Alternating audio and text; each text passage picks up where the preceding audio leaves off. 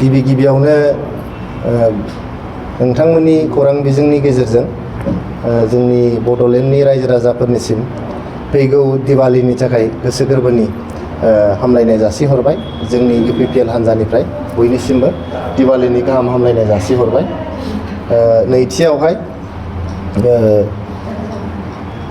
नैथियावहाय मैयासो जे जोंनि BTR सरकारनि गोदानै सायख'जानाय EMफ्रा समायखिरा लादों। बे गोदानै सायख'जानाय EMफोरनिसिम जोंनि UPPL हान्जानिफ्राय गोसो गोरबोनिफ्राय हामलायनाय जासिहरबाय आरो जोङो मिजिंथियो बिथांमोना जेरैबायदि रादाय होदोंमोन बे रादायफोरनि सायाव जोंनि BTRनि रायजो राजाफोरखौहाय बिथांमोना मोजाङैनो मोजां सेवा खालामलांनो हागोन आरो बड'लेण्ड ओनसोलखौ जौगानायनि गोदान जांख्ला फारसे बिथांमोना दैखांनानै लानानै थांनो हागोन होननानै आं मिजिंथिदों। थामथियावहाय आङो बिथांमोना जे उदालगुरियाव BTRनि मोनसे मिनि सेक्रेटारियेट खालामनो नागिरदों, बे मिनि सेक्रेटारियेट खालामनो नागिरनाय थांखिखौ आङो गोसो गोरबोनिफ्राय बरायदों आरो बिथांमोनखौ गोजोननाय बावहरदों। गोजोननाय बावहरनायजों लोगोसे जों खावलायनो लुबैदों जे मिनि सेक्रेटारियेट खालामगोन होननानै बिथांमोना फोसावदों, खिन्थु बे मिनि सेक्रेटारियेटनि थाखाय जे बाजेट एल'केट खालामनांगौ बाजेटखौ बिथांमोना एल'केट खालामाखै। थाबैनो मिनि सेक्रेटारियेटनि थाखाय बाजेट आरो मावफारियाफोर हिउमेन रिसर्स बेयाव डिप्लय खालामनांगौ होननानै आं खावलायदों। नङाबा मिनि सेक्रेटारियेटखौ बानायनानै बेयाव खामानि मावग्रा मानसि जुदि रावबो थायाब्ला बे मिनि सेक्रेटारियेटआ माबोरै सोलिगोन, रायजो राजाफ्रा बेनिफ्राय मा बेनिफिट मोनगोन। बेखायनो खालि बेयो मोनसे स्ल'गानल' जानानै थायाबालायनो आरो मोनसे प्रमिसल' जायाबालानो थाब्लानो बिथांमोना जाहाथे बाजेट आरो हिउमेन रिसर्स बेखौ जाहाथे थाबैनो बिथांमोना एल'केट खालामो, बेनि थाखाय खावलायनाय थाबाय। ब्रैथियाव बिथांमोना जे थाबैनो माने लेन्ड सार्भे खालामनानै थाबैनो हा पाट्टा होनायनि जे बिथांमोना थांखि लादों बेखौ जोङो बरायदों। जोंनि सरकारनि टाइमाव कर'ना भाइरास आरो लकडाउन थासेयावबो 3,50,000निबो बांसिन सुबुंफोरनो जोङो हा पाट्टा होबोनो हादों, न'खरफोरनो हा पाट्टा होनो हादों। आरो जोङो जिहेथु BTR काउन्सिला गिबिसिन मोनसे काउन्सिल जाय जेसेबां हानि रेकर्ड दं बे रेकर्डखौ जोङो डिजिटाइज खालामबोनो हादों आरो दिनै बयबो बेखौ अनलाइन नायनो हायो, कम्पिउटाराव सेरबानो गासिबो ओंखारजोबो। बेखायनो बिथांमोननि थाखाय जोबोद गोरलै खामानि जागोन हा होनाया। ओंखायनो थाबैनो बे हा होनायनि खामानिखौबो बिथांमोना टाइम बाउन्ड मेनाराव जाहाथे होयो बेखौहाय खावलायहरनाय थाबाय। बाथियाव बिथांमोना जे दा जे 15 फाइनान्स आरो 6 फाइनान्सनि टेन्डार जाखांनायफोरखौ टेन्डारफोरखौ केन्सेल खालामनो नागिरदों। बे खालामनो नागिरनाया बेयो आनकनस्टिटिउसनेल एगेन्स्ट द रुल्स। मानो होनोबा जोंनि BTRनि जायफोर थिकादार बिथांमोना सरकारि एडभार्टाइजमेन्टनि गेजेरजों बिथांमोना जे टेन्डार प्रसेसआव बाहागो लादों आरो बिथांमोना सालान दाननानै नङा होमबा ट्रेजारि सालान दाननानै बिथांमोना जे टेन्डारखौ बाहागो लादों आरो बिथांमोना दिनै टेन्डारखौ मोननानै बिथांमोना रायजो राजाफोरनि खामानिफोरखौ मावनानै होनो थाखाय सिगांबोदों। दिनै बिथांमोना केन्सेल खालामनानै होयोबा बै थिकादारफ्रा हालाय हाफाय जागोन। बेनि थाखायनो बे थिकादारफ्रा रावबो नङा, नोंथांमोननिनो जोंनिनो बिदा फंबाय। दा बिथांमोना जुदि हालाय हाफाय जानांगौबा जोंनि BTRनि जौगानाया माबोरै फैगोन। ओंखायनो आं खावलायदों जाहाथे बे थांखिखौ बिथांमोना बोखांनानै लायो आरो जे टेन्डार प्रसेसफोर जालांदों बे टेन्डार प्रसेसखौ जाहाथे बिथांमोना एक्सेप्ट खालामनानै बे थिकादारफोरखौ खामानि मावनो होयो, बिनि थाखाय खावलायनाय थाबाय। जोङो 2020 मायथाइयाव जेब्लानाखि बिथांमोननिफ्राय जोङो सरकारखौ माने लादोंमोन बे समाव गोबां बेबायदिनो बेआइनि भाबै होनाय टेन्डारफोर दङमोन, जों बेफोरखौबो केन्सेल खालामाखै। बिथांमोना 2,900 रांनि बिथांमोना लायबिलिटि खालामदों। 2,900 जेराव 2,900 कौटिनि जे लायबिलिटि बिथांमोना गालांदोंमोन,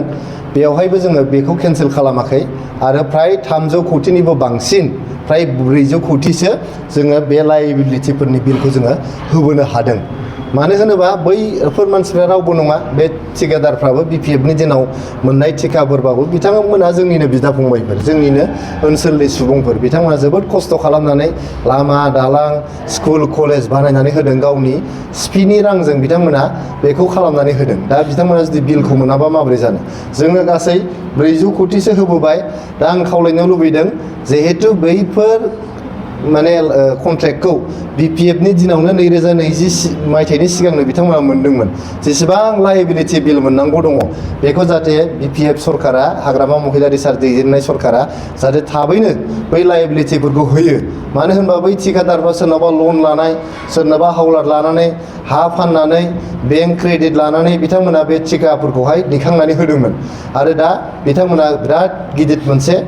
अलखदाव बिथांमोना दङ ओंखायनो जिहेतु BPF नि दिनावनो बै टेन्डारफोरखौ होनाय जादोंमोन बे लायबिलिटि बिलफोरखौ जाहाथे थाबैनो होयो बेखौबो आंहा खावलायनाय थाबाय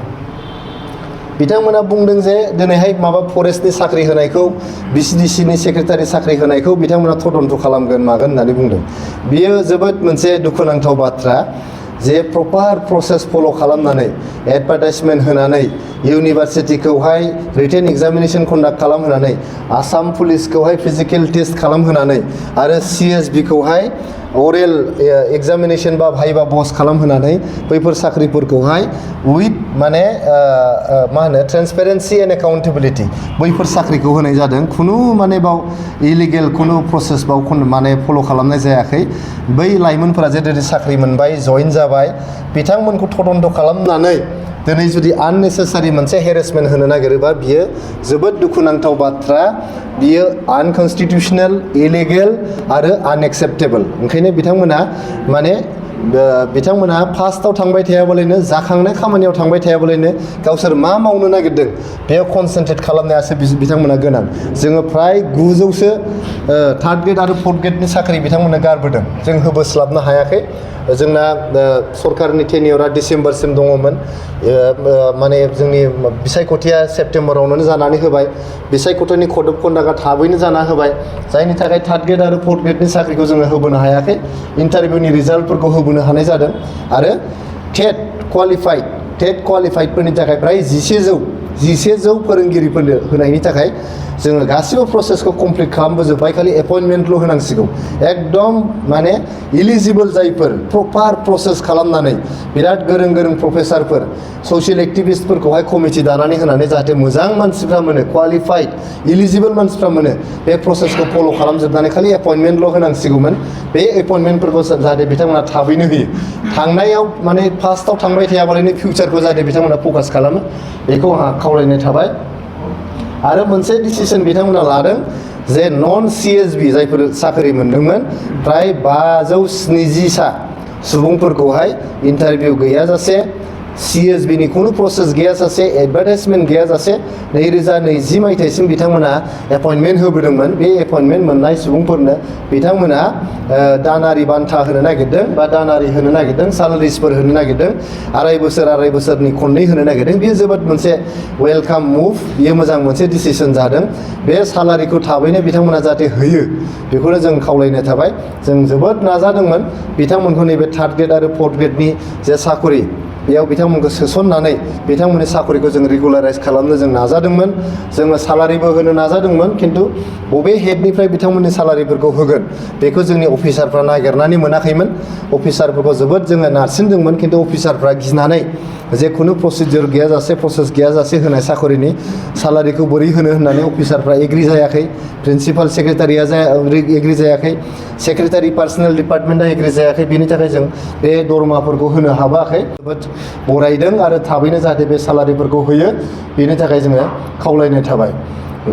बिथांमोना जोबोद दुखुनांथाव बाथ्रा मैया मोनसे नंखाय बाथ्रा जोंनि हाग्रामा महिलारि सारा बुंदों बे जाहैबाय मा प्रधानमन्त्री आवास योजना PMAY नि न' होनायाव UPPL नि मानसिफोरनो 3-4 खरि न' होदों होननानै बिथांमोना बुंदों दा बियो खुनु बेबायदि माने स्क'पआनो गैया खुनु चान्सआनो गैया मोनसे न'खराव नोङो 2-3 न' होनायनि मानो होनबा बियो जिअ' टेगिं प्रसेसजोंसो माने बेखौ होनाय जायो जे खनसे मोनसे न'आ जिअ' टेग जाखांबाथाय आरो बेखौ सेकेन्ड टाइम नों जिअ' टेग खालामनो हाया बियो डाइरेक्ट दिल्लीयावहाय माने जे एप दङ बे एपआवहाय बियो माने एन्ट्रि जाहैयो बेनिफ्राय नों बेखौ सेकेन्ड टाइम बेखौ खालामनो हाया बे जे जायगायाव जिअ' टेग जादों बेनिफ्राय नों दस्रा जायगायावबो थांनानै लुहैनो हाया गतिके आरो बे जिनिसखौ खुनु जोंनि UPPL नि पार्टि वार्कारफ्रा मावाखै बेखौ सरकारि मानसिफ्रासो मावदों बेयाव GRSफोर दङ आंगनबादि वार्कार आशा बिथांमोनासो बेखौ बानायदों पशु सखि माने ग्रामीण सखि मा दङ जे जोंनि ग्रासरुट लेभेलजों सार्भिस प्रभाइडार दं बिथांमोनासो बेखौ खालामदों बेखौ खुनु UPPL नि वार्कारफ्रा खालामनो मोनाखै गाइडलाइन्सआनो बिदिनो भारत सरकारनि गाइडलाइनआनो बिदिनो आसाम सरकारनि गाइडलाइनआनो बेबायदिनो गतिके बेखौ रावबो सोलायनो हाया बेखौ BPF सरकाराबो सोलायनो हाया जोंबो सोलायनो हाबोआखै बिथाङा सानदोंबा जे बेखौ केन्सेल खालामनो हागोन बेखौ बे केन्सेल खालामनो हाया स' बेखौ जास्ट हेरेसमेन्ट होनायल' जागोन जोंनि दिनाव जोङो प्राय 3.5 लाखनिफ्रायबो बांसिन PMAY न'फोरखौ लुनानै कमप्लिट खालामनानै रायजोफोरनो जों होबोदों आरो प्राय 3 लाखसोनि बारा जोङो सार्भे खालामनानै बै गरिब न'खरफोरनो न' होनायनि जे प्रसेस बेखौ जों खालामनानै गारबोदों दा बिथांमोना बे न'फोरखौ जाहाथे मोजाङै लुनानै होयो बेखौसो जों खावलायदों आरो बे न' मोनग्रा मानसिफ्रा रावबो UPPL नङा रावबो BPF नङा रावबो BJP नङा बिसोर गरिब मानसिसो गरिब न'खरसो गरिब न'खरहा खुनु पार्टि एफिलिएसन थाया बियो खुनु पार्टिनि मानसि नङा बिथांमोनखौ जौगाहोनानै लांनांगौआ बयबो सरकारनि गासैबो सरकारनि बियो बिबान नोंथाङा जुदि गरिब न'खरखौ UPPL होनो नागिरदोंबा बियो जोबोद दुखुनांथाव गासैबो गरिब न'खरा जे UPPL बे बाथ्रा नोंथाङा बुंनो सानदों बेबायदि जों नोंथांखौ बेबायदि सानाखैमोन नोंथाङा दा खनब्रैसिम जोंनि BTR नि नोंथाङा CM जाबाय बे खनब्रै CM जालायनाय एक्सपिरियेन्सनि गेजेराव नोंथाङा जुदि बेबायदि मन'भाब लानानै सरकार सालायनो नागिरदोंबा नोंथाङा बड'लेण्डनि जेबो जौगानाय लाबोनो हानाय नङा बेखायनो नोंथांमोना जिखिनि मोजां खामानि मावजादों जोंनि UPPL सरकारनि दिनाव बेखौ नोंथांमोना सिगांनानै ला जेखौ नोंथांमोना साबजाथाव मोनाखै बेखौ गार ओंखायनो नोंथांमोना बे भिन्डिक्टिभ पलिटिक्सआव जाहाथे इन्डाल्ज जाया बेखौ खावलायहरनाय थाबाय दानिया आङो खावलायनो लुबैदों नोंथांमोना मोनबा गेरेन्टि होदोंमोन आरो आं थांनाय आंनि प्रेस कनफारेन्सआव आं बुंदोंमोन जे नोंथांमोना फार्स्ट एग्जिकिउटिभ काउन्सिल मिटिङावनो मोनबा गेरेन्टिखौ नोंथांमोना मावनानै देखाय प्रथम गेरेन्टिया जाहैबाय BTR नि साफ्रोमबो मोननो हाथावना बा मोनथावथाव न'खरफोरनो हा होनाय नोंथांमोना दा सार्भे खालामनायनिसो बाथ्रा बुंबाय हाया जों होबोखाबाय हा होनायनि प्रसेसल'सो जायहा हा गैया जायहा हा पाट्टा मोननांगौ बेखौ होनांगौल'सो नोंथांमोना दासो सार्भे खालामो बोरै जानो आरो सार्भे खालामनांगौथ' दरखार गैया लेन्ड रेकर्डआ गासिबो डिजिटाइज जाजोब्बाय बबे PGR बबे BGR बबे खास गासैबो बबे फरेस्ट लेन्ड गासिबो जों सार्भे खालामनानै बेखौ कम्पिउटारावहाय गासिबो सोनानै गारबोजोब्बाय नोंथाङा सेरबानो मिन्थिजोबगोन कम्पिउटाराव जे बबे हाया मा गतिके सार्भे खालामाबालाय थाब हा होनायनि प्रसेसखौ नोंथांमोना जागायनांगौ जोंनि लाइमोनफोरनि जौगानायनि थाखाय नोंथाङा 100 कौटि होनो होन्दोंमोन 100 कौटिनि नोंथाङा थाइसेबो होआखिसै मैया एग्जिकिउटिभ काउन्सिलाव गतिके नोंथांमोना थाबैनो जाहाथे 100 कौटि रांखौ एल'केट खालामो आरो नङाबा जोंनि लाइमोन गांखंनि आफादगिरि दङ बे लाइमोन गांखंनि आफादगिरिखौ आं खावलायदों नोंथांमोना थाबैनो BTC सेक्रेटारियेटनि मोखाङाव मोनसे धरना नोंथांमोना होनांगौ 100 कौटि लाइमोनफोरनि जौगानायनि थाखाय होनो थाखाय आरो नोंथांमोना बुंदोंमोन जे आइजोफोरनि जौगानायनि थाखाय 40 कौटि नोंथांमोना होगोन होनदोंमोन जोंहा आइजो गांखंनि मानगोनां आफादगिरि आब' प्रतिभा ब्रह्म दङ जोंहा आइजो गांखंनि नेहाथारि पद्मिनी ब्रह्म बिथां दङ बिथांमोनखौ आं खावलायदों बिथांमोना 40 कौटिनि 40 फैसाबो होआखिसै मैया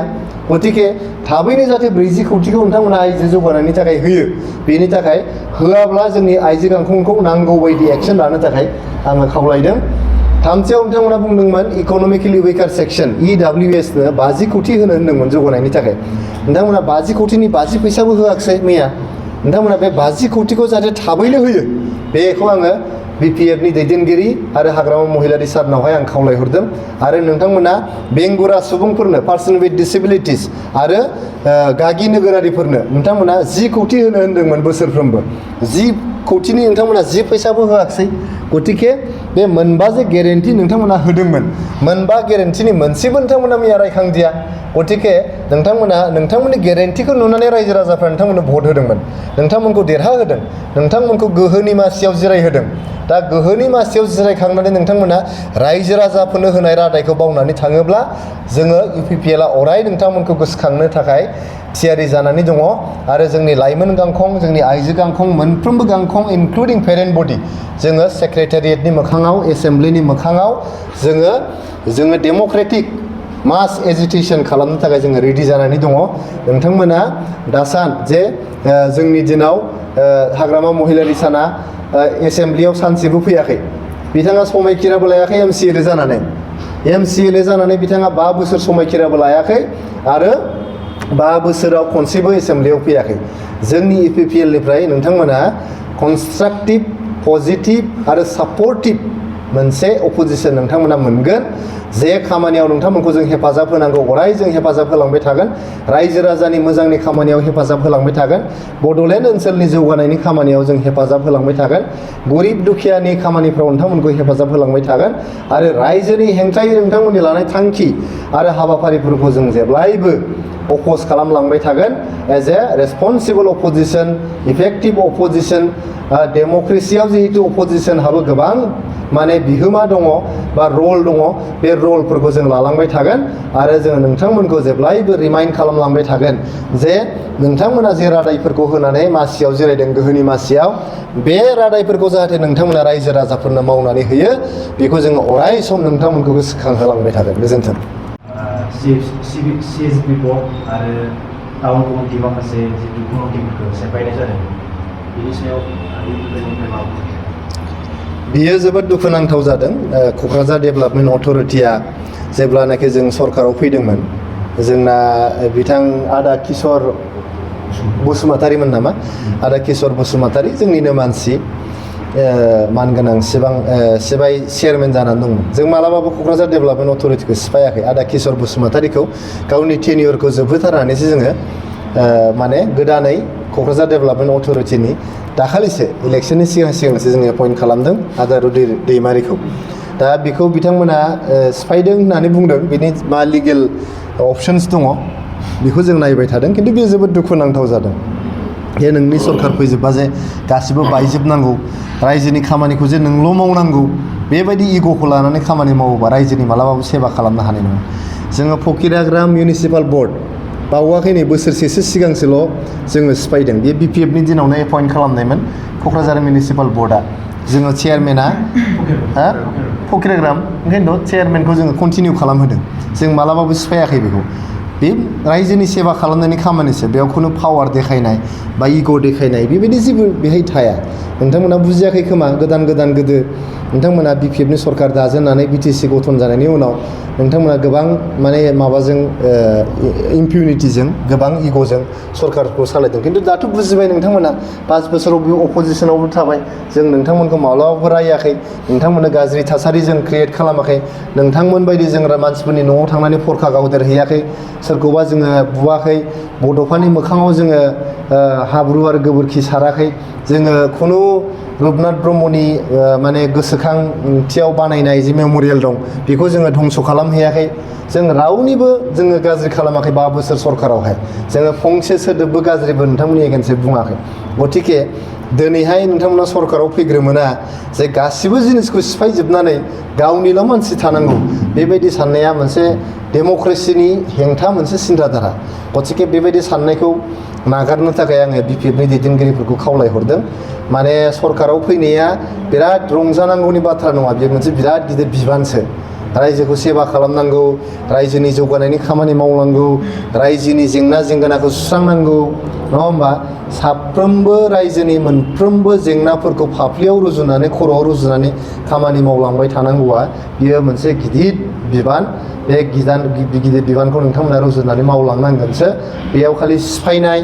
बुफायनाय नङा होमबा होखारनाय बेबायदि मेन्टेलिटिजों खामानि मावोबा नोंथांमोना मोजां खामानि मावनो हानाय नङा फैगोन 5 बोसोराव 5 बोसोराव अलरेडि 1 मासानो थांखानोसै नै होमबा नोङो नैबे बोसोरा थाङोबा 4 बोसोरल' आखायाव थानोसै 4 बोसोराव लास्ट इयारखौ नोङो इलेक्सननि थाखाय दोनदो आखायाव 3 बोसोरल' दङ बेनि गेजेराव MLA इलेक्सन फैगोन बेनि गेजेराव MP इलेक्सन फैगोन थ' गतिके नोंथांमोना कनस्ट्राक्टिभ खामानियाव जे रादायखौ होनानै नोंथांमोना सरकाराव फैदों बे रादायफोरखौ माब्ला मावफुंगोन नोंथांमोना खालि सिफायनाय खालि तदन्त खालामनाय होखारनाय बा बेबायदि हिंसानाय बा भिन्डिक्टिभ पलिटिक्सआवल' जुदि नोंथांमोना इनभल्भ जानानै थायोबा मोजां खामानि मावनो हानाय नङा ओंखायनो नोंथांमोनाव खावलायनाय थागोन जे नोंथांमोना बेफोरखौ दोनथ'नानै कनस्ट्राक्टिभ खामानियाव इनभल्भ जा रायजोनो जे रादायखौ होनानै नोंथांमोना सरकाराव फैदों बे रादायखौ माने मावफुंनायनि खामानियाव नोंथांमोना बेस्थ' जा एबसुलुट मेजरिटि लानानै 40आव 28 मासि मोननानैबो हारसिङै सरकार दानो जे हायाखै गुबुननि सायाव सोनारनो गोनां जादों